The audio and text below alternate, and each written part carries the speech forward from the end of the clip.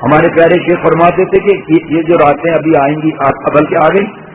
آج سے آ گئی عبادتیں، یہ فرمایا ایک ساری رات جاگ کر عبادت کر لیں، لیکن نہ کالی کو چھوڑتا ہے نہ گوری کو چھوڑتا ہے، تو کیا اللہ اس سے پیار کریں گے؟ کیا اس کے عبادت کا نور بچا ہوا رہے گا؟ اور یہ عید کے دن خاندان کی عورتوں کے ساتھ کھانا کھانا، تالیاں بجانا، مذاق مستیاں کرنا، موسیقی والی نعتیں لگانا، بے پردہ بیٹھی ہوئی ہیں وہاں پر باربیکیو ہو رہا ہے، ایسے ایسے ایسے ایسے ہماری ماں بہن بہو بیٹیاں جو اپنے کو عقل مند کہتی ہیں اور دینداری کا دعویٰ کرتی ہیں، ایسے ایسے دوپٹے باریک کے جسم جھلک رہا ہے، بال نظر آ رہے ہیں، ایسے ایسے بیٹیاں بہنیں مائیں بھانجیاں بھتیجیاں، ایسا لباس کے گردن نیچی ہو جائے، ایسا لباس،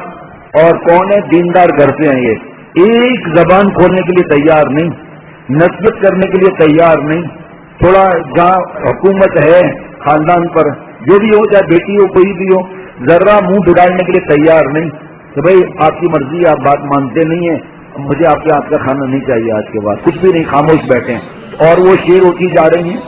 ایسا چست لباس جسم سے چپتا ہوا،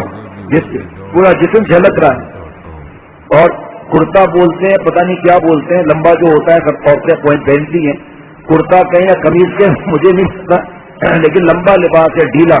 کیا سبحان اللہ مبارک لباس ہے، کیسا الحمدللہ چھپا ہوا لباس ہے اللہ کے کرم سے، گھر کے اندر والد اور بھائی وغیرہ بھی مطمئن ماشاءاللہ، اور حیا اور بے حیائی کا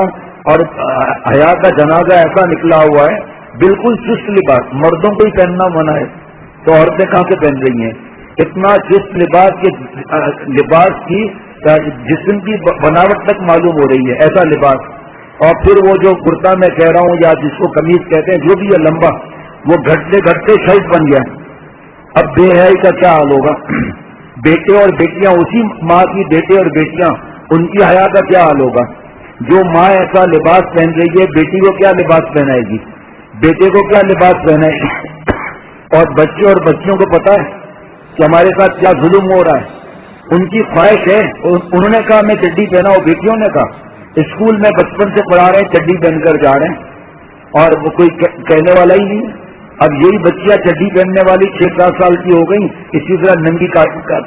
ٹانگوں کے ساتھ جا رہی ہے، کیونکہ ماما پارسی اسکول میں پڑھنا ضروری ہے، کیونکہ وہاں انگلش بہت ضروری ہے، اور کیونکہ ماں باپ کو پتہ ہی نہیں ہے کہ وہاں پر بت کو سلام کرنا پڑتا ہے،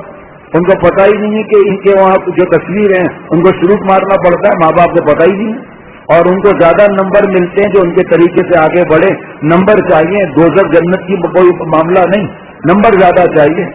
تمہارا ایمان کا کیا حال ہے؟ تم جا کر ان کے طرح بگڑ رہے ہو، تمہارا ایمان کا کیا حال ہے؟ ہماری بیٹیاں سینٹ جوزف میں، اور پتہ نہیں سینٹ کیا ہوتا ہے، ہمیں تو مطلب بھی نہیں پتا، سینٹ تھامس، اور اس کے اندر عیسائیوں کے پاس عورتوں اور مردوں کی تعلیم حاصل کر رہی ہیں۔